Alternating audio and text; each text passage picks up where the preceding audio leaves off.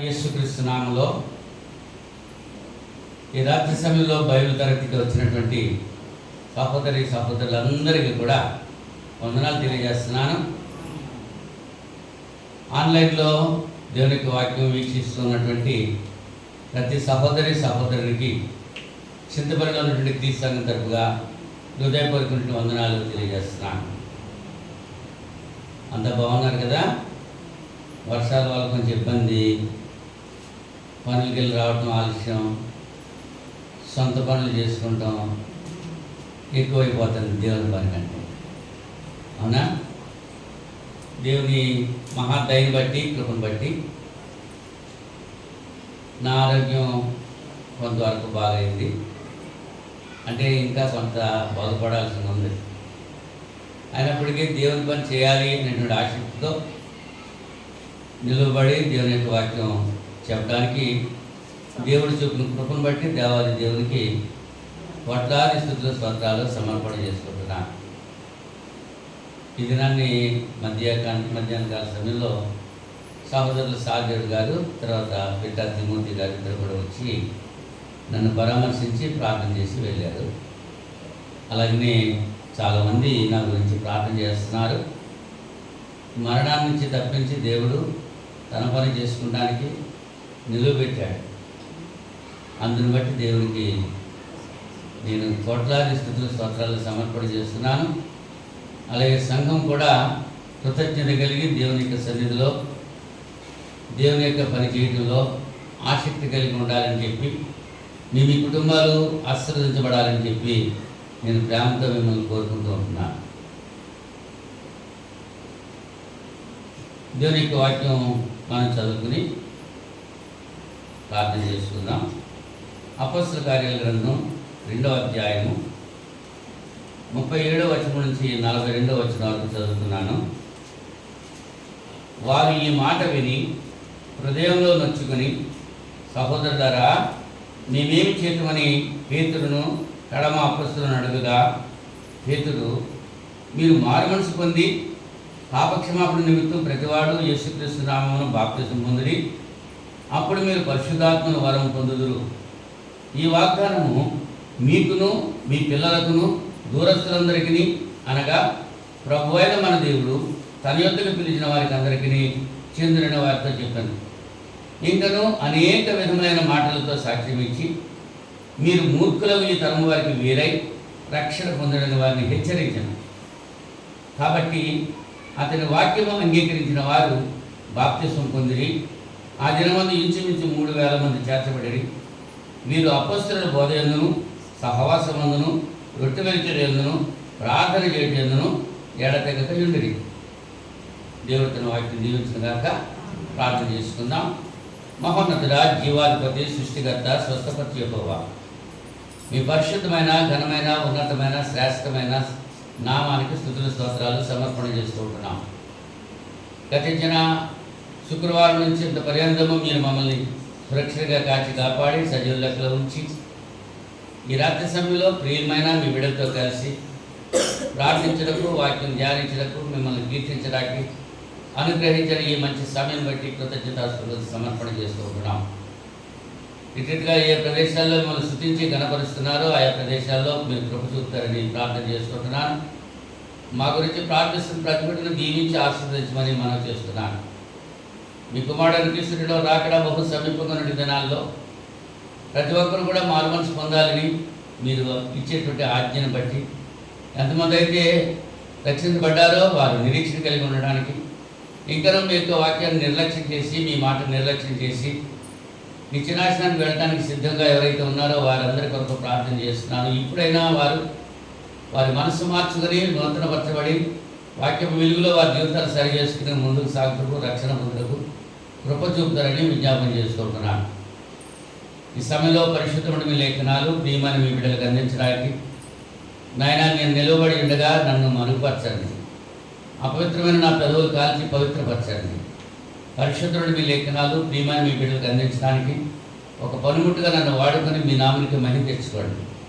యేసుక్రీస్తు నామంలో ఈ ప్రార్థన అడిగి వేడుకుంటున్నాను పరలోకపు తండ్రి. ఆమేన్. ఆమేన్. అందరికీ మరి ఒకసారి వందనాలు తెలియజేస్తున్నాను.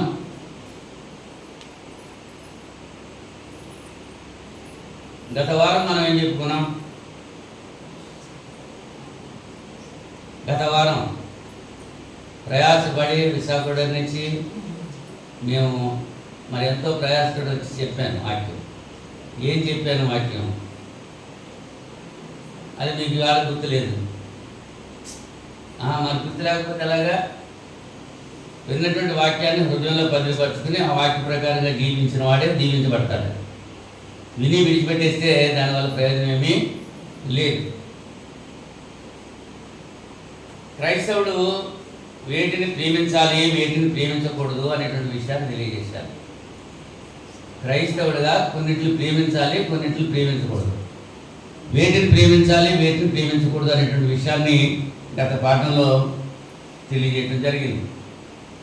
వీళ్ళారా ఈ రాత్రి సమయంలో చదవబడినటువంటి లేఖన భాగంలో పేతురు గారు పెంతెకొస్తు పండుగ నాడు పరిశుద్ధాత్మ కృమ్మరింపు పొంది అక్కడ మేడగదిలో ప్రసంగించేటువంటి ప్రసంగంలో ఒక భాగం మీకు చదివి వినిపించారు. ఇజ్రాయేలీలందరికీ పేతురు గారు యేసు ప్రభు గురించి తెలియజేశాడు. 22వ వచనం అంటున్నాడు, ఇజ్రాయేలు వారలారా ఈ మాటలు వినుడి, దేవుడు నజరేయుడగు యేసు చేత అద్భుతములు, మహత్కార్యములు, సూచక క్రియలను మీ మధ్యను చేయించి ఆయనను తమన వలన మెప్పు పొందిన వానిగా మీకు కనబరచను, మీరే ఎరుగుతుంది.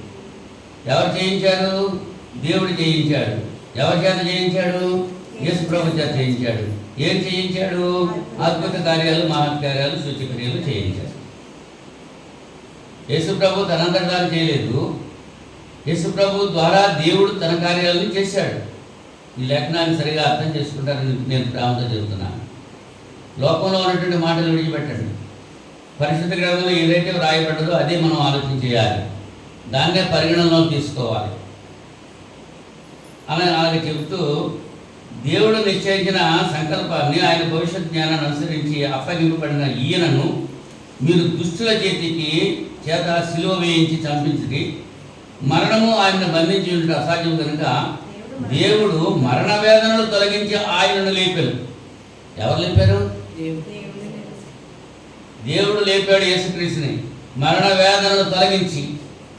కనుక యేసు ప్రభు తనంతటా లేవలేదు. మరియా ఆ నిద్ర చేస్తున్నప్పుడే మెలుకుగా ఉండిన ఆయనతో చూడాలి, ఐ కాంటాక్ట్ ఉండాలి. మీరు ఎప్పుడు చూస్తూ ఉంటే నేను ఎవరికి చెప్పను, మీరు నా వైపు చూస్తూ ఉండాలి. నా వైపు చూస్తూ ఉంటే నేను మీ వైపు చూస్తూ ఉంటాను. అప్పుడు చెప్పింది మీకు అర్థమవుతూ ఉంటుంది. అవునా? ప్రారంభంలోనే మొదలెట్టేసాం.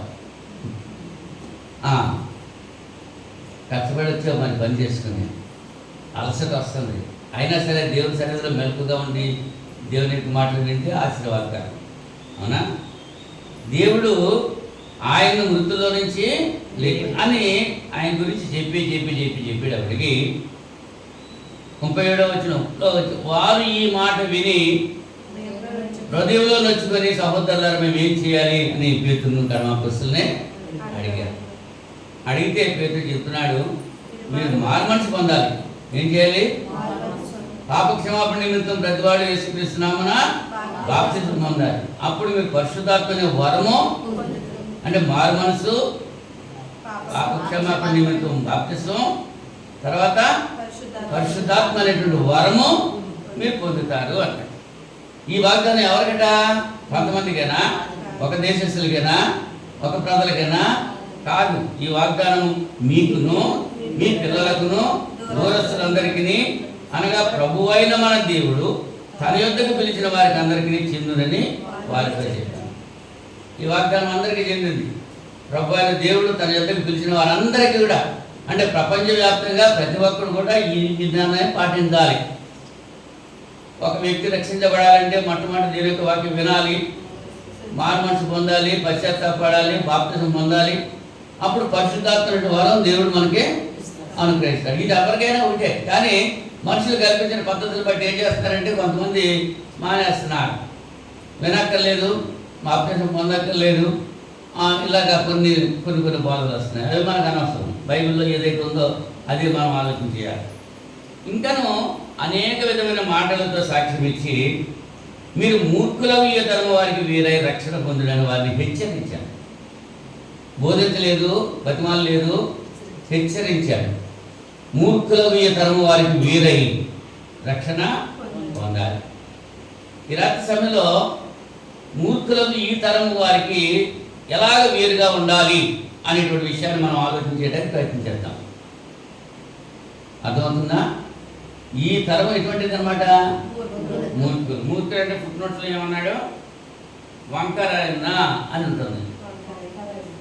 వంకర తరం అంటే వంకర, వాళ్ళ మాటలు వంకరవి, వాళ్ళ మనసు వంకరది, వాళ్ళ ఆలోచనలు వంకరవి, వాళ్ళు చేసేటువంటి పనులు వంకరవి. నిదానంగా ఉండరు, వంకరగా ఉంటారు ఈ లోకంలో. మనం కూడా అలాగే ఉన్నాం ఒకప్పుడు. క్రీస్తులోకి రాకముందు మన జీవితాలు కూడా అంతే. క్రీస్తులోకి వచ్చాము, మన జీవితాలు మారాలి. ఆ మూర్ఖులకు ఈ తరం వారికి మనం వేరుగా ఉండాలి, వాళ్ళతో పొత్తు పెట్టుకోకూడదు. ఇవాళ చాలామంది క్రైస్తవులు ఏం చేస్తారంటే అన్యులతో పొత్తు పెట్టేసుకుని అన్యులతోటే మమైకం అయిపోయి అన్యుల యొక్క ఆచారాలు, అన్యుల యొక్క విధానాలు అనుసరిస్తూ జీవిస్తుంటున్నారు క్రైస్తవులే. అది ఉండకూడదని ఇక్కడ పేతురు గారు తెలియజేస్తున్నారు. మరి ఏ రీతిగా మనం వేరుగా ఉండాలి అనేటువంటి విషయాన్ని మనం ఆలోచన చేస్తే, జాగ్రత్తగా మీరు ఆలోచన చేయండి. నూతన జీవితంలో మనం నడుచుకోవాలి. రోమపత్రిక 6వ అధ్యాయము 4వ వచనంలో, రోమపత్రిక 6వ అధ్యాయం 4వ వచనం. కాబట్టి తండ్రి మహిమ వలన క్రీస్తు మృతులలో నుండి ఎలాగ లేపబడినో అలాగే మనమును నూతన జీవం పొందిన వారమై నడుచుకున్నట్లు మనము బాప్తిసం వలన మరణంలో పాలు పొందుటకై ఆయనతో కూడా పాతి పెట్టబడింది. బాప్తిసం పొందిన తర్వాత బాప్తిసం పొందక ముందు జీవితాన్ని విడిచిపెట్టేయాలి. అమావాస్యకు ఒకసారో పౌర్ణానికి ఒకసారో పాములు ఏం చేస్తూ ఉంటాయి? పుస్తకాలు విడిచిపెట్టేస్తూ ఉంటాయి. చర్మాన్ని విడిచిపెట్టేసి, పై చర్మాన్ని విడిచిపెట్టేసి క్రొత్త చర్మాన్ని ధరిస్తూ ఉంటాయి. అప్పుడు ఒళ్ళు నొప్పులుగా ఉండి కళ్ళు కనపడకుండా ఉండేటువంటి పరిస్థితి ఉంటాయి పాములు అని చెప్పి మన పెద్దలు చెబుతూ ఉంటారు. మనము బాప్తిసం పొందిన తర్వాత నూతన జీవం కలిగి ఉండాలి, నూతన స్వభావం కలిగి ఉండాలి. నూతన జీవం పొందిన వారమై నడుచుకోవాలి. నడుచుకోవడం అంటే ఇది నడిచేయటం కాదు, పొద్దున్న సాయంకాలం నడవడం ఈ నడక కాదు. నీ ప్రవర్తన అట్లా ఉండాలి.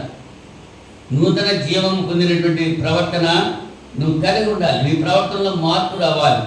నువ్వు బాప్తిసం పొందినంత మాత్రాన, సంఘంలో చేర్చబడినంత మాత్రాన నువ్వు మరి రక్షించబడేటువంటి వ్యక్తిగా పరిగణలోకి రావు.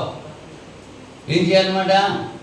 నూతన జీవముతో నడుచుకోవాలి. నీ ప్రవర్తన, నీ బిహేవియర్ మారాలి. అంతకుముందు బూతులు తిట్టావు, ఇప్పుడు బూతులు తిట్టడానికి వీల్లేదు. అంతకుముందు మోసం చేసావు, ఇప్పుడు మోసం చేయడానికి వీల్లేదు. అంతకుముందు దొంగతనం చేసావు, ఇప్పుడు దొంగతనం చేయడానికి వీల్లేదు. అంతకుముందు ఆహారం కాని దానికొరకు రూపాయలు ఖర్చు పెట్టావు, ఇప్పుడు అటువంటి పని చేయడానికి వీల్లేదు. ఇలాగా జీవితంలో మార్పు రావాలి. అబద్ధాలు చెప్పావు అంతకుముందు, ఇప్పుడు అబద్ధాలు చెప్పకూడదు. నీ మాట అవును అంటే అవును, కాదు అంటే కాదులా ఉంది. కొంతమంది సేవకులు మాట నిలబెట్టుకునేటువంటి పరిస్థితిలో ఉన్నారు, అబద్ధాలు ఆడుతున్నారు. వారిని చూసి మనం అలా మనం చేయకూడదు. నాకు ఎరిగిన సేవకులు కొంతమంది ఉన్నారు, అవునా?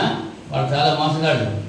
ప్రజల దగ్గర ధనం దోచుకోవడానికి మాయ మాటలు చెప్తూ ఉంటారు, అవునా? అటువంటి వాళ్ళు ఉన్నారు, మాయ మాటలు. అలాగ మనము ఉండకూడదు. నెంబర్ 1 అది నూతన జీవితంలో నడుచుకోవాలి. రెండవదిగా మనం చూస్తే రోమపత్రిక 6వ అధ్యాయంలోనే 17-18 వచనాల్లో,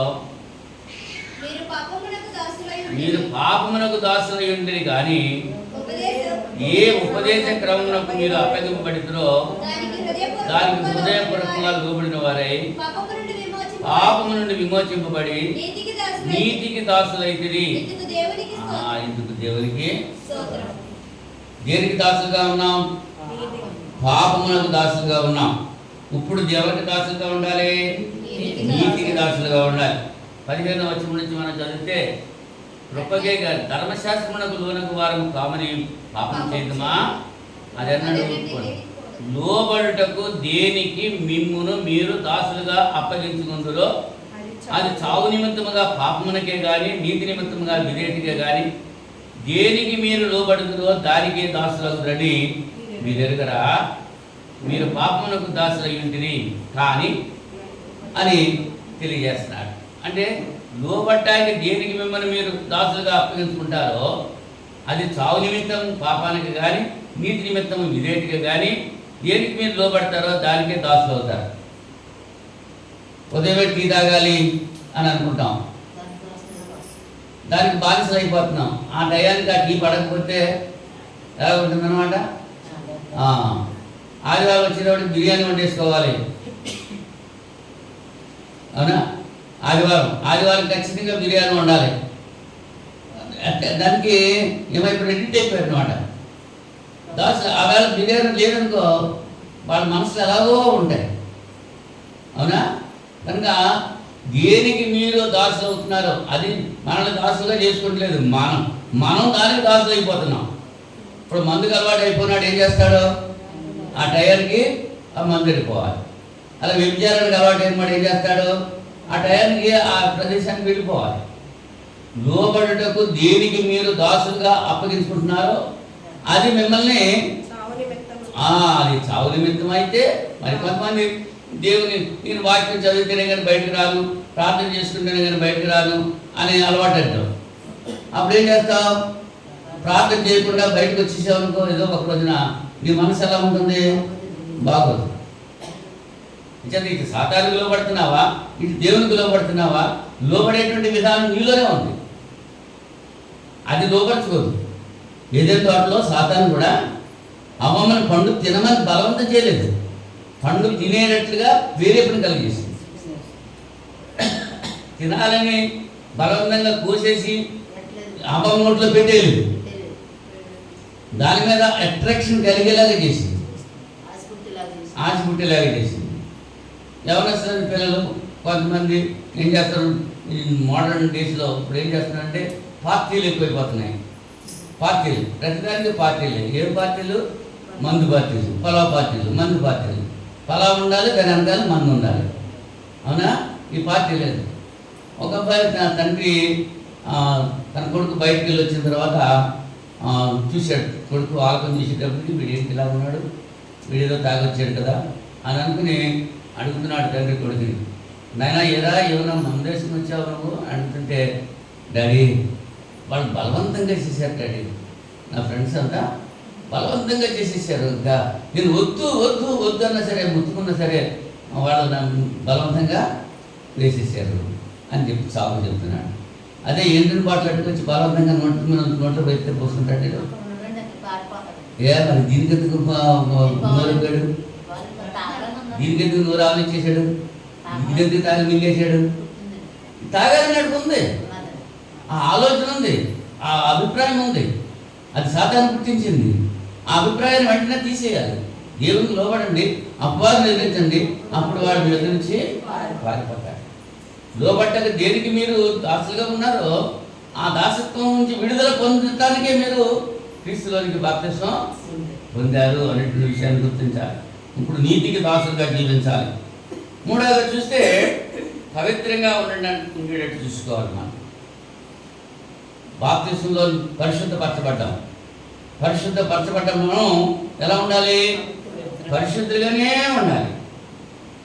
తిమోతి మొదటి పత్రిక 5వ అధ్యాయము, తిమోతి మొదటి పత్రిక 5వ అధ్యాయము 22వ వచనంలో, త్వరపడి ఎవరి మీద నేను హస్త నిక్షేపం చేయకము, పరుల పాపములలో పాలివాడవై ఉండకము, నీవు పవిత్రుడిగా ఉండినట్లు చూచుకొనుము.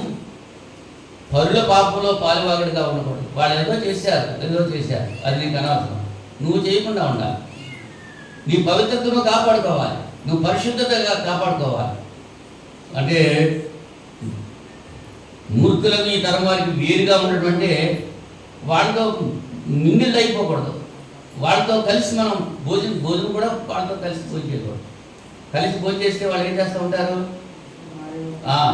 కొంతమంది విగ్రహాలు కల్పించింది కూడా పెట్టేస్తూ ఉంటారు.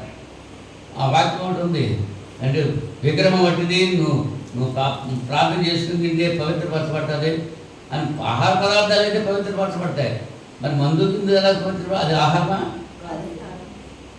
కనుక పరిశుద్ధతను నువ్వు కాపాడుకోవాలి. ఎవరో వచ్చి కాపాడు. నీ మనసు నువ్వు నిదానంగా చేసుకోవాలి. నీ మనస్సాక్షికి నువ్వు లోబడాలి.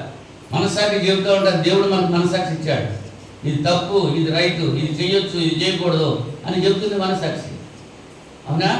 మనస్సాక్షికి విరోధంగా మనం పాపం చేయడానికి వీలు లేదు. మన పవిత్రతను మనం కాపాడుకోవాలి. కొరింథీ మొదటి పత్రిక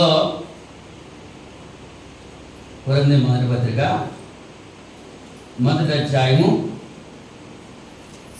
2వ వచనంలో మనం చూస్తే, కొరింథీలో ఉన్న దేవుని సంఘమునకు అనగా క్రీస్తు యేసునందు పరిశుద్ధపరచబడిన వారై పరిశుద్ధులుగా ఉండుటకు పిలువబడిన వారికి, అంటే పరిశుద్ధులుగా చేయబడ్డారు, పరిశుద్ధులుగానే ఉండటానికి పిలువబడ్డాము. కానీ అపరిశుద్ధులుగా ఉండటానికి, మన జీవితాన్ని ఆ దుర్వ్యసనాలు పాలు చేయడానికి మనం పిలువబడలేదు అనేటువంటి విషయాన్ని మనం గమనించాలి. సంఘంలో చేరతారు, బాప్తిసం పొందుతారు, సంఘంలో చేరతారు, కొద్దికాలం నీతిగా ఉంటారు, అబ్బా చాలా పరిశుద్ధతగా ఉంటారు. మరి కొద్దికాలం అయ్యేటప్పటికి పరిశుద్ధతను విడిచిపెట్టేసి ఏం చేస్తారు? ఈ తాగటాకి, తిరగటాకి, తింటాకి, పేకాట ఆటకి, రకరకాలుగా అవన్నీ కూడా అందులో వెళ్ళిపోతూ ఉంటారు. వెళ్ళిపోతే నిత్యజీవం వస్తుందా? నిత్యజీవం వస్తుందా? లేదు. పరిశుద్ధతలో కొనసాగట్లేదు. మూర్ఖులకు ఈ తరం వారికి వేరుగా ఉండేటువంటి అవకాశం లేదు అక్కడ. వాళ్ళతో పాటు మనం కూడా తాగేస్తున్నాం, వాళ్ళతో పాటు మనం కూడా అలా చేస్తున్నాం. మరి వాళ్ళకి మనకి తేడా ఏంటి అని చెప్పి పేతురు గారు అంటున్నాడు, మూర్ఖులకు ఈ తరం వారికి వీరుగా మీరు ఉండాలి అంటున్నాడు. దేవుని రాజ్యాన్ని, నీతిని మొట్టమొదటి వెతకాలి. మత్తయి సువార్త 6వ అధ్యాయము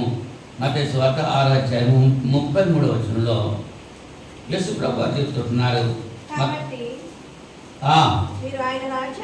ఆయన రాజ్యమును నీతిని మొదట వెతుకుడి, అవన్నీ మీకు అనుగ్రహం. అంటే మీకు ఏం కావాలో, ఏం తినాలి, ఏం త్రాగాలి, ఏం కట్టుకోవాలి, ఎక్కడ ఉండాలి అన్నీ కూడా దేవునికి తెలుసు. ఎవరిని ఎక్కడ ఉంచాలో అక్కడ ఉంచుతూ ఉంటాడు. ఎవరికి ఏది అవసరం అది ఇస్తూ ఉంటాడు. మన పిల్లలకి మనం అవసరమైనటువంటి వస్తువులు ఇవ్వమా? వాడు బాగా చదువుకుంటున్నాడు అనుకో, పుస్తకాలు కొనిస్తూ ఉంటాం. ఇంకా వాడు నడవలేకపోతున్నాడు, సైకిల్ కొనిస్తాం. ఇంకా బండి నడిపేటువంటి వయసు వచ్చింది, బండి కొనిచ్చేస్తాం. వాడు అడిగాడా? అడగకముందే. మరి మన దేవుడు, మన పరలోకపు దేవుడు మనం అడగకముందే మన అక్కర్తలని కూడా తీరుస్తుంటున్నాడు. మనం ఏం చేయాల్సి? మొట్టమొదటి ఆయన రాజ్యాన్ని, ఆయన నీతిని వెతకాలి. ఆయన రాజ్యం అంటే ఏమిటి? ఆయన రాజ్యం, ఆయన సంఘమే ఆయన రాజ్యం. మరి సంఘం ఏదైనా పర్వాలేదు అనుకుంటున్నారు చాలామంది. ఆయన సంఘము, ఆయన రాజ్యం అంటే ఆయన సంఘము, ఆయన రాజ్యము అంటే ఎవరి రాజ్యం? క్రీస్తు యొక్క రాజ్యం, క్రీస్తు యొక్క సంఘము. క్రీస్తు సంఘాన్ని వెతకాలి. నువ్వు ఎక్కడున్నా క్రీస్తు సంఘంలో ఉంటేనే తప్ప నీకు నిత్యజీవం అన్నది లేదు. చాలామంది అంటూ ఉంటారు, క్రీస్తు సంఘం పేరెట్టుకుంటే సరిపోద్దా? సరిపోదు. సంఘంలో ఎలా జీవించాలో, జీవం గల దేవుని సంఘంలో ఎలా ప్రవర్తించాలో అలా ప్రవర్తించాలి. పేరు పెట్టుకున్నంత మాత్రం సరిపోదు. పేరు ప్రసాదేనంట, కానీ సాయంకాలం అయ్యేటప్పటికి ప్రభుత్వ సారా దుకాణాల్లో ఉంటాడంటాడు. పేరులో ఏముంది అంటే పేరు పెట్టుకుంటే సరిపోద్దా అని కొంతమంది వాదిస్తూ ఉంటారు. కానీ పేరు లేకపోతే ఎవరు పిలుస్తారు? నువ్వు ఫలానా వాని భార్య, ఫలానా వాని భర్త, ఫలానా వాని భార్య పేరుండాలా లేదా? పేరుండాలి. మరి సంఘానికి ఏం పేరు ఉండాలి? ఎవరు కొన్నారు సంఘాన్ని? ఏమిచ్చి కొన్నాడు? రక్తం ఇచ్చి కొన్నాడు, క్రీస్తు కొన్నాడు. కనుక సంఘం ఎవరిదే? క్రీస్తుదే, ఇంకొకటి ఏం కాదు. కనుక క్రీస్తు సంఘములో నువ్వేం చేయాలి? మొట్టమొదటి క్రీస్తు సంఘాన్ని వెతకాలి. నువ్వు ఎక్కడున్నా సరే. ఇవాళ హైదరాబాద్లో పెడుతున్నారు చాలామంది మన ప్రాంతం నుంచి. అక్కడ చాలా సంఘాలు ఉంటాయి. క్రీస్తు సంఘ సభ్యులు అయితే ఏం చేస్తూ ఉంటారు? క్రీస్తు సంఘం ఎక్కడ ఉందో అక్కడ తెచ్చుకుంటారు, అక్కడికి వెళ్తారు.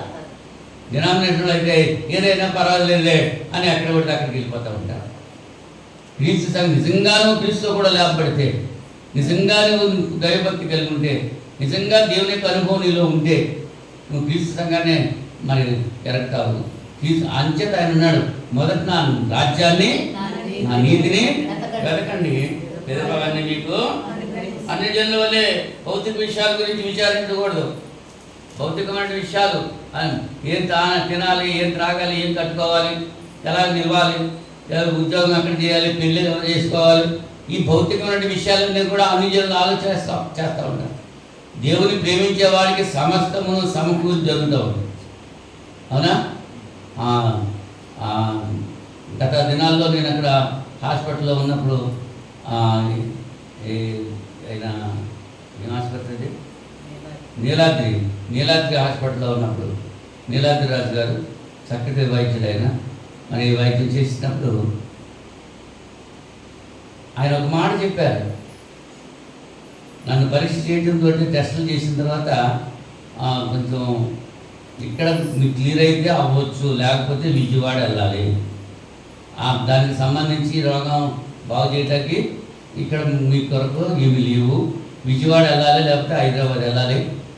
అయినా సరే నేను ప్రయత్నం చేస్తాను, నా ప్రయత్నం వల్ల మరి మీ అదృష్టం ఉంటే బాగుంటుంది అని చెప్పాను. దేవుని కృపను బట్టి అదృష్టం మేము చదువుకుంటాం, బైబిల్ చదువుకుంటాం, ప్రార్థన చేసుకుంటాం, ఆయన విజిట్కి వచ్చినప్పుడు చూస్తూ ఉండేవాడు. మీ అదృష్టం బాగుండి మీకు ఇక్కడ బాగుపడ్డది, లేకపోతే మీరు హైదరాబాదు విజయవాడ వెళ్ళాలి అని అన్నాడు. ఒక అన్యుడు దేవుని గురించి సాక్ష్యం చెప్పినట్టుగా చెప్తున్నాడు. అవునా? దేవుని ప్రేమించే వారికి సమస్తము సమకూడి జరుగుతూ ఉంటాయి. ఆ దినాన్ని నిజంగా ఇంటికి వెళ్ళిపోదాం, మనకు ఇక్కడ ఉండదు, ఇచ్చేదానికి సూదులు పొడి చేస్తున్నారు, రక్తం పీల్చేస్తున్నారు, రక్త పరీక్ష కొరకు రక్తం అంతా పోయింది, 4 ప్యాకెట్లు రక్తం ఎక్కించాల్సి వచ్చింది. అందులో ఒక ప్యాకెట్ రక్తం వాళ్ళు పరీక్షలుగా తీసేసుకున్నారు. అవునా? అటువంటి పరిస్థితుల్లో సూదులు ఎక్కించడం, రక్తం తీయడం, మళ్ళీ మందులు ఎక్కించడం, ఇవన్నీ వద్దు బాబు, చచ్చిపోతే ఇంటికి వెళ్ళిపోవాలి, తీసుకెళ్ళిపోని గోరెట్టున్నాడు. కానీ దేవుని యొక్క కృప చేత ఆయన ద నెక్స్ట్ డే ఏం చేశాడంటే దేవుడు స్వస్థత ఇచ్చాడు. ఆ రుగ్మత నుంచి బాగుపడు. కారణం ఏంటంటే దేవుని ప్రేమించేవాడికి సమస్తము సమకూడి జరుగుతూ ఉంటాయి. మనకు అది కావాలి ఇది కావాలి మనం అడగక్కర్లేదు. మన పిల్లలు అడుగుతున్నారా? అదే యేసుప్రభువు చెప్పారు, నీ కుమారుడు నేను గుడ్డుని అడిగితే నువ్వు రాయిస్తావా, వాడు చేప కావాలని అడిగితే నువ్వు పామిస్తావా? మీరు చెడ్డవారు అయ్యండి కూడా మీ పిల్లలకి మంచి ఏమి ఇస్తున్నారు, మరి నేను మంచివాడు అయ్యండి నా పిల్లలకి ఏమి ఇస్తాను, ఇంకా మంచి చేస్తాను అని చెప్పి మీరు మొట్టమొదటి ఏం చేయాలి? నా రాజ్యాన్ని వెతకండి, నా నీతిని వెతకండి. లోకులతో మూర్ఖులు ఈ తరమాతో మీరు గుర్తుపెట్టుకుని ఉండకూడదు.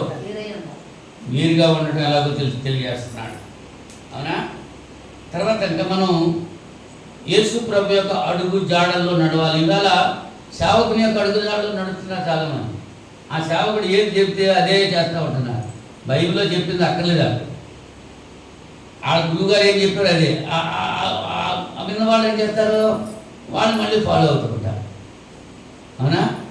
బైబిల్లో ఏం చెప్తున్నది కావాలి. క్రీస్తు యొక్క అడుగు జాడల్లో మనం నడవాలి. పేతురు మొదటి పత్రిక 2వ అధ్యాయం 21వ వచనంలో, పేతురు మొదటి పత్రిక 2వ అధ్యాయం 22వ వచనంలో,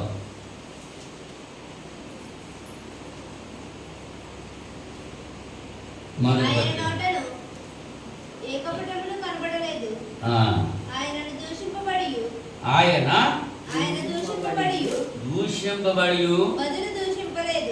21వ వచనంలో చూడు, క్రీస్తు కూడా మీ కొరకు బాధపడి మీరు తన అడుగు జాడల యందు నడుచుకున్నట్లు మీకు మాదిరి ఉంచిపోయాను.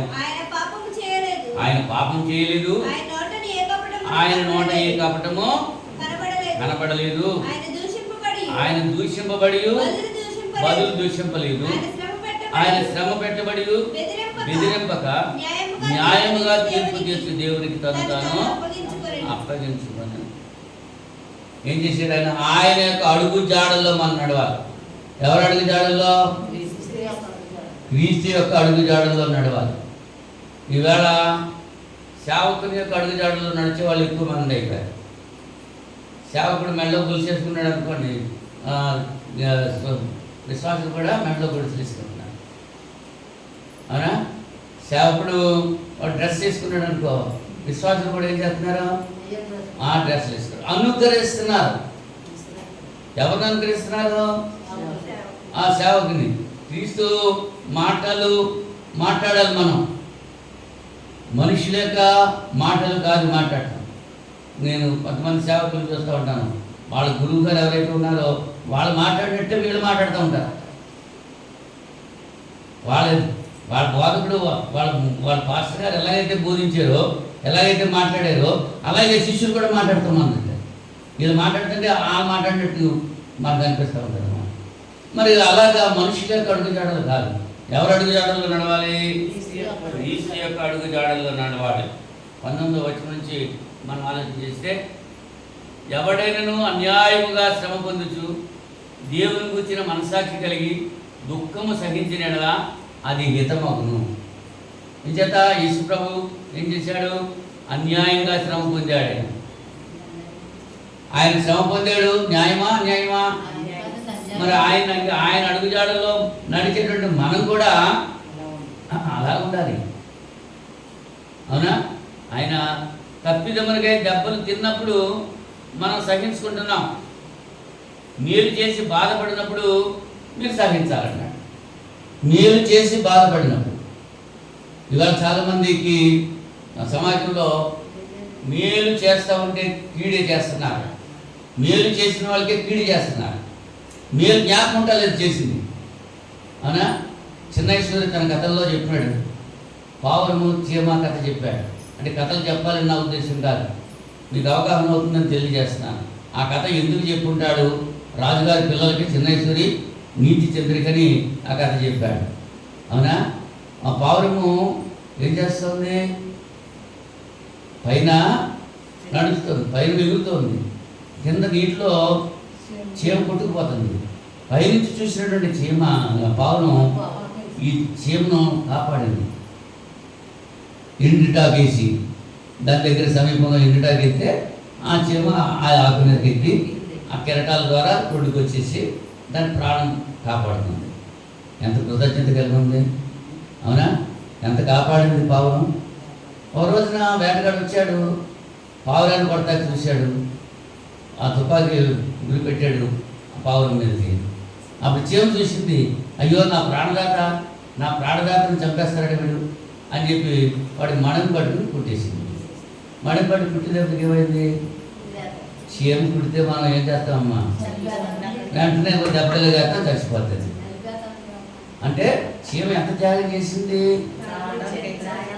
తనకి ఉపకారం చేసినటువంటి, తన ప్రాణాన్ని రక్షించినటువంటి ఆ పావురాన్ని రక్షించిన వరకు తను చనిపోయింది. మరి మనం ఏం చేస్తున్నాం? ఇవాళ మీరు పొందుతున్నారు, ఉపకారాలు పొందుతున్నారు, కానీ కృతజ్ఞతలు ఉండలేదు. అసలు ఏమాత్రం కూడా కృతజ్ఞత ఉండలేదు. అవునా? అలా చెప్తూ ఉంటే కొంతమంది బాధపడుతూ ఉంటారు. అలా బాధపడక్కర్లేదు, ఉన్నదే నిజమే చెప్తున్నాను, అబద్ధం ఏమి చెప్పట్లేదు. మీరేం చేయాలి? మీరు అటువంటి మేలు చేసి బాధపడినప్పుడు మీరు సహించుకోవాలి. అన్యులైతే సహించుకోలేదు, మనమైతే ఏం చేయాలి? సహించుకోవాలి. మరి సహించుకోవాలి. క్రీస్తు యొక్క అడుగుజాడలో నడవటువంటి క్రీస్తు యొక్క మారి అడుగుజాడంటే అర్థమైందా? ఆయన అడుగులో మనం అడుగేసుకుంటూ నడవాలి. పెండ్లి చేస్తూ ఉంటారు హిందువులు. ఆ ముడి వేసేసి మొట్టమొదటి పెండ్లి కుమార్ని నడిపిస్తూ ఉంటారు. ఆ తర్వాత పెండ్లి కుమార్తె ఆ పెండ్లి కుమార్ని యొక్క అడుగు జాడల్లో అడుగు వేసుకుని నడుస్తారు. అంచేత నీ అడుగులో అడుగు వేసి నన్ను నడవని అని సినిమా పాట కూడా ఉంటుంది, మనం వింటూ ఉంటాం. అడుగులో అడుగు వేసుకుంటాం. ఆ అడుగులో తప్పదన్నమాట. ఇంకా అవునా? మనకి ఇక కోడిఫారం కట్టకముందు అడ్డదారి ఉండేది. ఇలాగా ఎండాకాలం వచ్చేటప్పటికి అలా తిరిగి ఇలా తిరిగి వెళ్ళకుండా ఈ క్రాస్గా తిరిగేసేది. మొట్టమొదటి ఎవరికి నడుస్తారు. అలాగా నడిచిన తర్వాత ఆ గంటలు మీద మిగిలిన వాళ్ళు నడుస్తూ ఉంటారు. అంటే అడుగు జాడలంటే అవి క్రీస్తు ప్రభువు అలాగే జీవించాడు. ఆయన అడుగు జాడలో మనం నడవాలి. అప్పుడే మూర్ఖులకు ఈ తరం వారికి నుంచి మనం వేరుగా ఉండేటువంటి అవకాశం ఉంటుంది. క్రీస్తు ప్రభు యొక్క అడుగు జాడల్లో మనం నడవాలి. ఆయన మాదిరి చూపించాడు అన్ని విషయాల్లో. క్రీస్తు కూడా మీ కొరకు బాధపడి మీరు తన అడుగు జాడలేదు నడుచున్నట్లు మీకు మాదిరి ఉంచిపోయాను. ఆయన పాపం చేయలేదు, ఆయన నోట ఏ కపటము కనబడలేదు, ఆయన దూషింపబడి బదులు దూషింపలేదు, ఆయన శ్రమ పెట్టబడి బెదిరించలేదు, న్యాయముగా తీర్పు తీర్చు దేవునికి తను తాను అప్పగించుకున్నాడు. మన శత్రువుల గురించి మనం దేవునికి అప్పగించుకుంటే పగ తీర్చుట నా పని అని చెప్పన్నాడు ఆయన. కనుక మనం వాళ్ళ మీద ద్వేషం పగ తీర్చుకునేటువంటి కార్యక్రమం చేయక్కర్లేదు. ఇంచేత మూర్ఖులకు మీ తరం వారు ఏం చేస్తూ ఉంటారు? వాళ్ళు డిస్కో అంటే వీళ్ళు డిస్కో అంటారు. మరి మనం ఏం చేయాలి? వాళ్ళు డిస్కో అన్నా మనం మెదకుండా ఊరుకోవాలి. అది అది అడుగు జాడల్లో నడవటం. క్రీస్తు యొక్క మాదిరి మనం చూడాలి. విశ్వాసం కర్త దాన్ని కొనసాగించి క్రీస్తు వైపు చూస్తూ మనం ముందుకు సాగాలి. ఇవాళ సినిమా యాక్టర్లు ఎంత వస్తున్నారు, టీవీ ప్రసంగికులు ఎంత వస్తున్నారు, క్రికెట్ ఆటగాళ్ళు ఎంత వస్తున్నారు, సినిమా యాక్టర్లు ఎంత వస్తున్నారు. వాళ్ళ మాదిరి అనుసరిస్తున్నారు అవనస్తులు చాలామంది. వాళ్ళు ఎలా కడుతున్నారో, వాళ్ళు ఎలా నడుస్తున్నారో, వాళ్ళు ఎలా మాట్లాడుతున్నారో, వాళ్ళు ఏ డ్రెస్ వేస్తున్నారో ఎలాగా వాళ్ళు అనుసరిస్తున్నారు తప్ప క్రీస్తుని అనుసరించట్లేదు. క్రీస్తుని అనుసరించాలి. క్రీస్తు అన్ని విషయాలు కూడా మాదిరి నుంచి వెళ్ళినట్టుగా మనం చూస్తూ ఉన్నాం. క్రీస్తు యొక్క అడుగు జాడల్లో మనం నడవాలి. తర్వాత దేవుని యందు విశ్వాసం కలిగి ఉండాలి.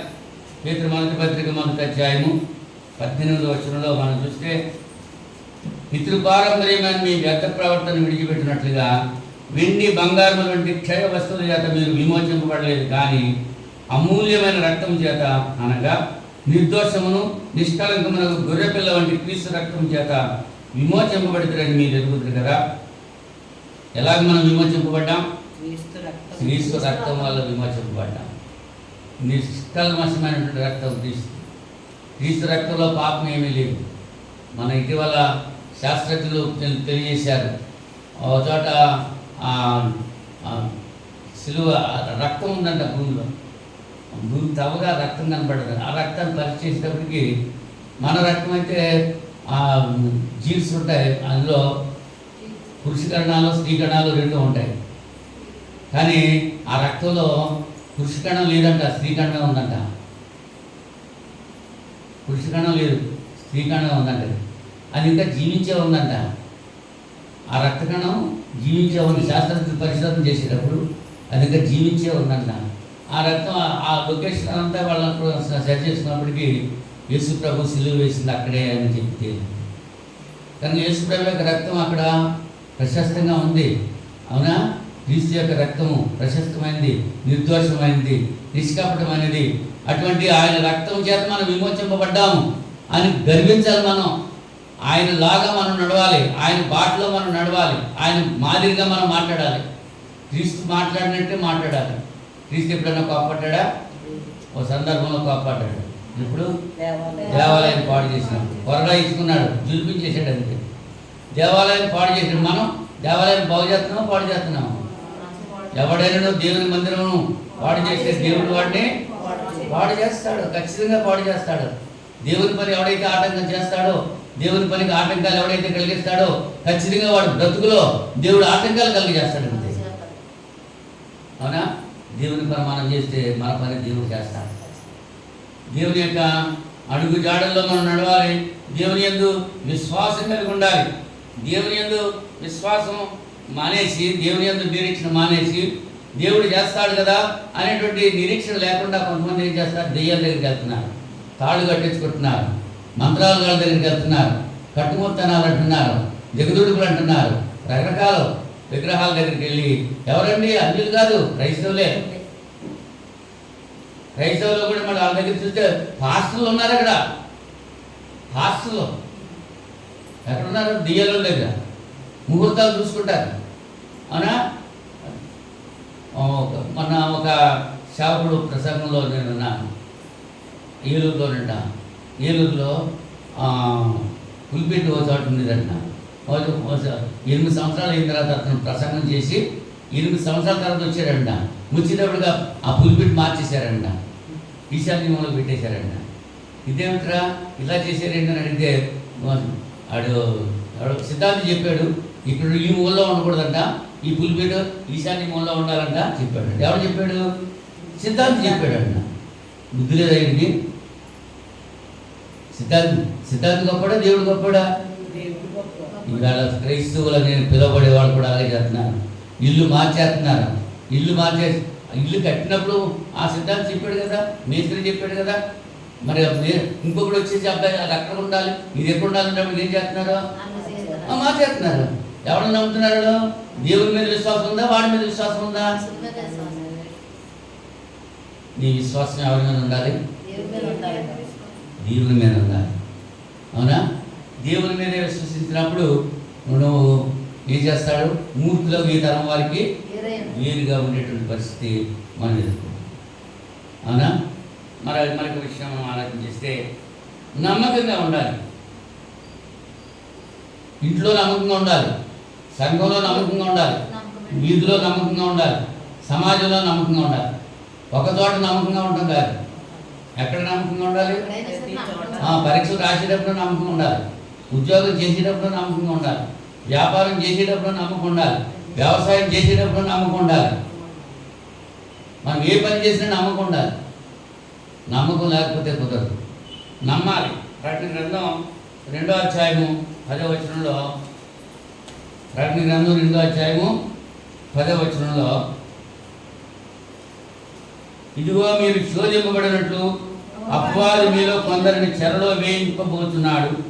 10 దినముల శ్రమ కలుగును, మరణము వరకు నమ్మకముగా ఉండుము, మీరు నీకు జీవ కిరీటం ఇచ్చినారు. ఎప్పటి వరకు ఉండాలి నమ్మకంగా? ఒక 2 సంవత్సరాలు నమ్మకంగా ఉండి అక్కడి నుంచి మానేయకూడదు. ఏం చేయాలి? మరణం వరకు నమ్మకంగా ఉండాలి. మరణం వరకు నమ్మకంగా ఉండాలి. అదే చనిపోతూ ఉన్నప్పుడు కూడా నీ పని చేయాలి అనేటువంటి ఒప్పందం నేను దేవుడితో చేసుకున్నాను. అవునా? ఇక 9 రోజులు హాస్పిటల్లో ఉండి నీరసపడిపోయినప్పుడు కూడా దేవుని యొక్క మాట చెప్పడానికి నేను ఏమాత్రం కూడా వెనుకాడలేదు. అవునా? నా వాళ్ళు గద్దించారు నన్ను. ఇటువంటి పరిస్థితిలో వాక్యం మీరు చెప్పడం ఏంటి, మాట్లాడటం ఏంటి? అటువంటి పరిస్థితిలో కూడా నేను మానలేదు. కారణం ఏంటి? అటువంటి నీరసంగా ఉన్నప్పుడు తిండి తినలేదా? నీరసంగా ఉన్నప్పుడు మోషన్కి వెళ్ళలేదా? నీరసంగా ఉన్నప్పుడు యూరిన్కి వెళ్ళలేదా? నీరసంగా ఉన్నప్పుడు ఏ పని చేయలేదు? మరి దేవుని పని ఎందుకు చేయకూడదు? మనవాడు చాలామంది అంటారు, అమ్మ ఆరాధనకు రాలేదంటే జ్వరం వచ్చిందండి, లేదా పిల్లోడికి బాగోలేదండి, లేదా మనవరాలకు బాగోలేదు, ఏదో సాకు ఆరాధన మానేస్తున్నారు. అవునా? అలాగే మానేస్తే చనిపోతేనే నువ్వు ఆరాధన మానాలి. నువ్వు నిజంగా దేవునిలో ఉంటే, నువ్వు నిజంగా దేవుని కృపలో ఉంటే, నువ్వు దేవుని యందు విశ్వాసం నిజంగా ఉంటే అదే చెప్తాడు, మీరు క్రీస్తుతో కూడా లేపబడిన వారైతే పైన వాటిని వెతకారన్నాడు. కొలసి పత్రికలో మనం చూస్తున్నాం. కొలసి పత్రిక 3వ అధ్యాయము, కొలసి పత్రిక 3వ అధ్యాయం మొదటి 4 వచనాల్లో, మీరు క్రీస్తుతో కూడా లేపబడిన వారైతే పైనున్న వాటినే వెతకుడి. అక్కడ క్రీస్తు దేవుని కుడిపార్శ్వన కూర్చుని ఉన్నాడు. పైనున్న వాటి మీదనే గాని భూ సంబంధమైన వాటి మీద మనసు పెట్టుకొనుకుడి. ఎలాగా మీరు మృతి పొందితిరి, మీ జీవము క్రీస్తుతో కూడా దేవుని యందు దాచబడినది. మనకు జీవమైన క్రీస్తు ప్రత్యక్షమైనప్పుడు మీరు ఆయనతో కూడా మహిమ యందు ప్రత్యక్షపరచబడు. సమాధి చేయబడుతున్నాం, నీటి సమాధి. అవునా? బాప్తిస్మంతో పాపాలు ఏమవుతున్నాయి? కడిగివేయబడుతున్నాయి. మీరు మరణించారు, మీరు క్రీస్తుతో కూడా లేవాలి. క్రీస్తు మరణించినట్టుగా మీరు మరణించారు. క్రీస్తుతో కూడా మీరు లేపబడితే నిజముగా మీరు క్రీస్తుతో కూడా లేపబడిన వారైతే పైన వాటిని పైన ఉన్నాయి, పైన ఉన్నాయమ్మా. అక్కడికే ఉంది. అక్కడ క్రీస్తు దేవుని కుడిపార్శ్వన కూర్చుని ఉన్నాడు. అవునా? పైన ఎవరున్నారు? కానీ మనం ఎవరు చూస్తున్నాం? భూ సంబంధమైన మనసు పెట్టుకుంటున్నాం. ఎంతసేపు ఏం తినాలి, ఏం త్రాగాలి, ఏం కట్టుకోవాలి, ఎవరిని మోసం చేయాలి, ఎవరు కంపు కోల్చాలి, ఎవరిని బాకీ లెక్కొట్టాలి, ఎవరిని ఏం చేయాలి, ఎలా కక్కొట్టాలి, ఏ ఆలోచన. భూ సంబంధమైనటువంటి మనసు అది వద్దంట. ఓ జంతువు జ్ఞాపకం చేస్తాను, చాలాసార్లు చెప్పాను. ఏంటండి? పంది. పంది. అవునా?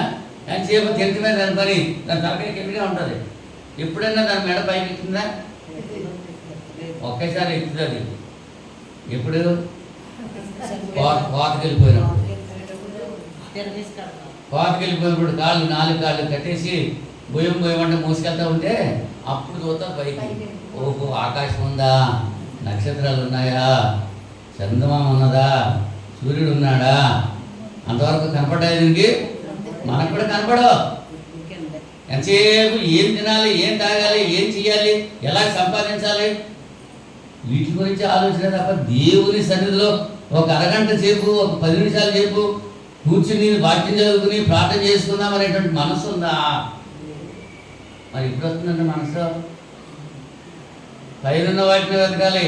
మీరు క్రీస్తుతో కూడా లేపబడితే అప్పుడే మూర్ఖులు ఈ తరం వారికి వేరుగా మీరు ఉండే అవకాశం ఉంటుంది. 10 మంది 10 అయినా లేగరావు. ఎప్పుడు లేగాలి? చీకటితో యేసుప్రభు ఎప్పుడు లేచారు? గందరగడే లేచేయారు. ఇంకా చీకటి ఉండగానే లేచేయారు. మరి యేసుప్రభుని మాదిరిగా తీసుకోవాలి. ఆయన అన్ని విషయాల్లో ఆయన అడుగుజాడల్లో మనం నడవాలి. ఆయన అడుగు 31 అధ్యాయంలో సామెతల ఉంది కదా, 10 ఆమె పెందలగడ లేచి తన ఇంటి వారికి మరి మనం ఇప్పుడు వెళ్తున్నాం. మరి దేవుని మాట నిజమా? మనం చేసే పని నిజమా? ఏ పని చేస్తే దేవుని మాట చేస్తే మనకి దీవెనలా?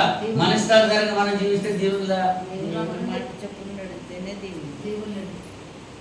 జ్ఞానం కలిసి తన ఇల్లు కట్టుకుంటారు. యోగ్యురాలు తన పెనుడికి కిరీటం. ఎందుకు చెప్పాలని? భార్యలు ఉన్నారు చాలామంది, భర్తలు ఉన్నారు చాలామంది.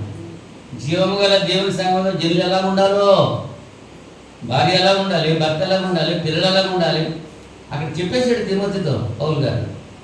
అలా జీవించినప్పుడే దేవుడు జీవించి ఆశ్రయిస్తాడు. మూర్ఖులు ఈ తరం వారికి వేరుగా ఉండేటట్టు అవసరం లేదు. ఫలభరితంగా జీవించాలి. మనం నీరసంగా నిస్సత్తుగా ఉండకూడదు. ఫలములు ఫలించేటువంటి రీతిగా మనం జీవించాలి. యోహాను సువార్త 15వ అధ్యాయము మొదటి 6 వచనాల్లో, యోహాను సువార్త 15వ అధ్యాయం. నేను నిజమైన ద్రాక్షవల్లిని, నా తండ్రి వ్యవసాయకుడు, నాలో ఫలింపని ప్రతి తీగను ఆయన తీసి పారవేయును. ఫలించు ప్రతి తీగే మరి ఎక్కువగా ఫలించవల్లని దానిలోని పనికిరాని తీగలను తీసివేయును. మీరు పవిత్రులైన నా యందు నిలిచుండి. ఆయన యందు మనం నిలిచుంటే మన యందు ఆయన క్రీస్తులో ఉన్నాడు. క్రీస్తు చేస్తున్నందున్న వారికి ఏ శిక్ష విధి లేదు. క్రీస్తులో లేకపోతే బయట తిరుగుతూ ఉంటే శిక్షలు వచ్చేస్తాయి అన్నమాట.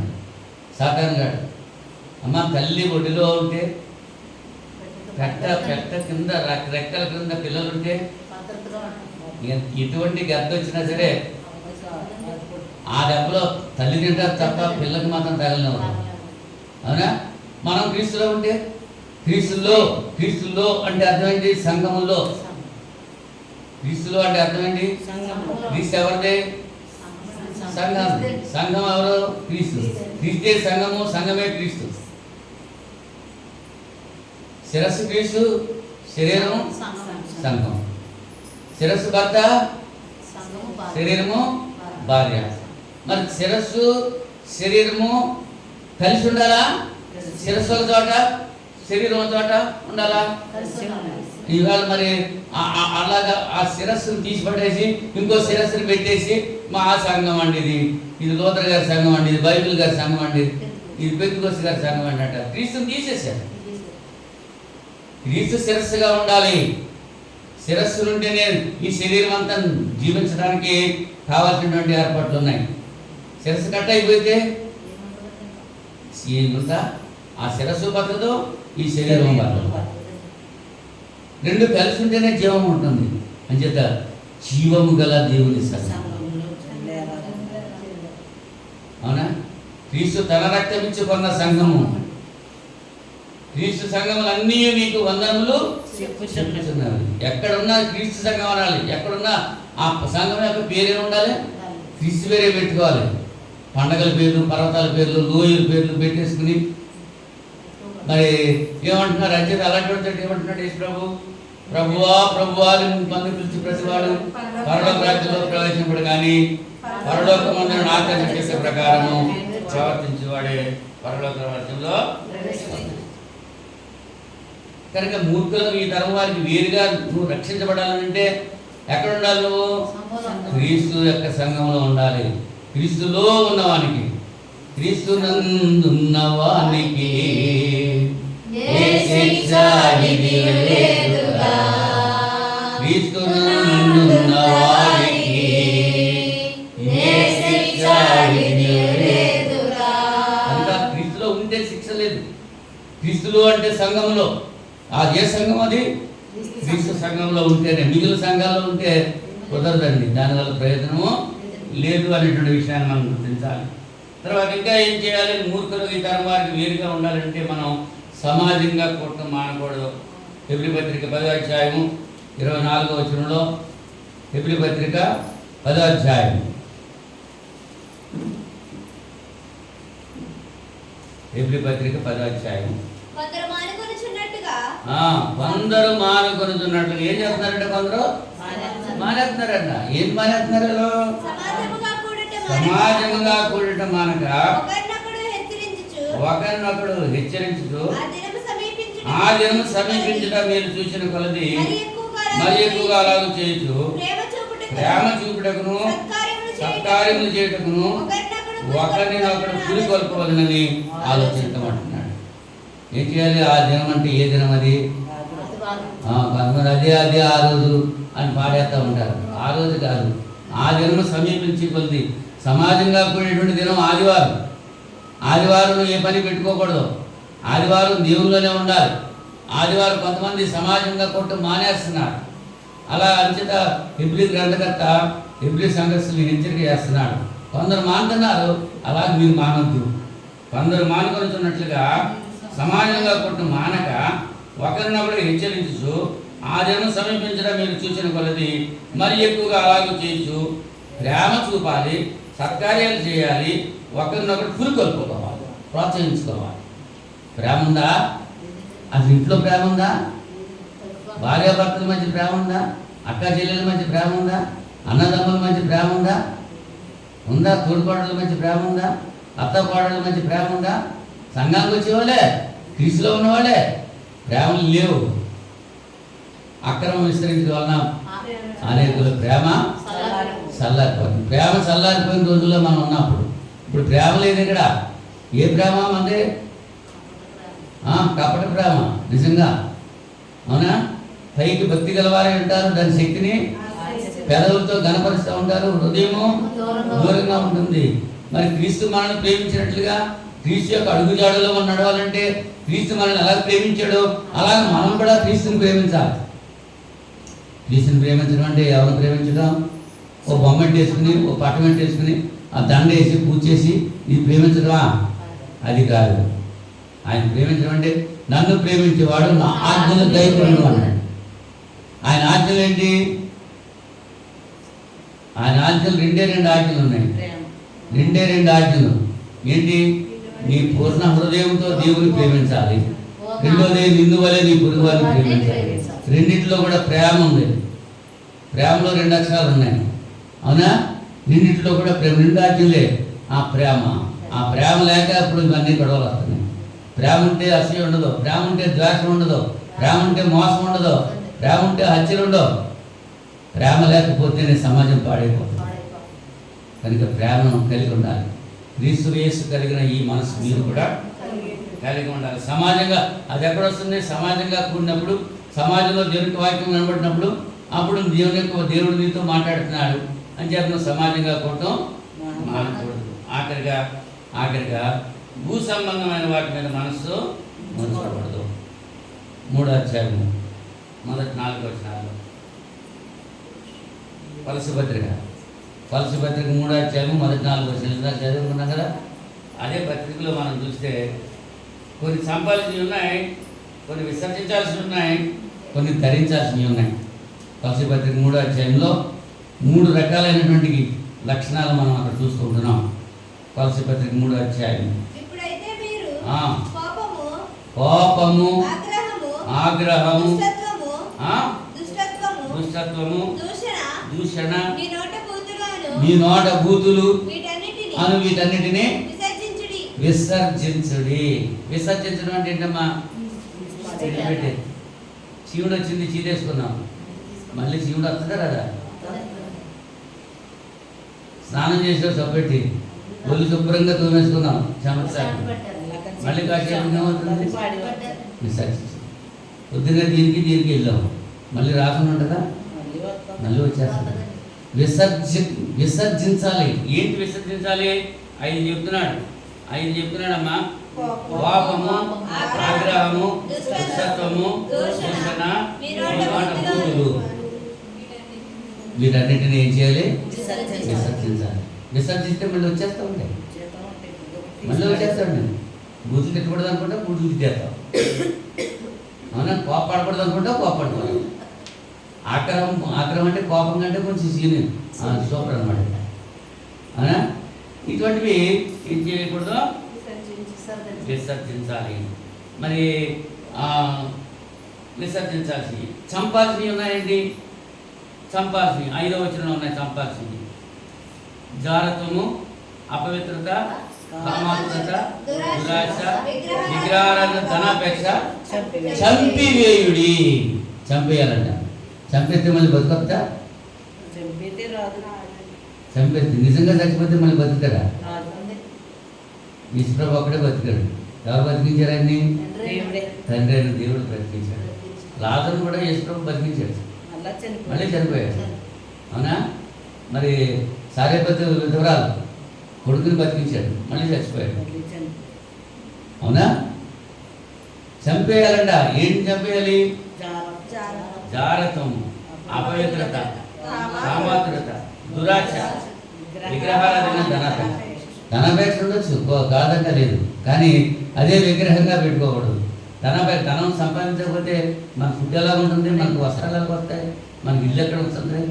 కష్టపడి సంపాదించాలి, మోసం చేసి కాదు. దశరథపతిలో చెప్తాడు, పని చేయని వాడు భోజనం చేయకూడదు అన్నాడు.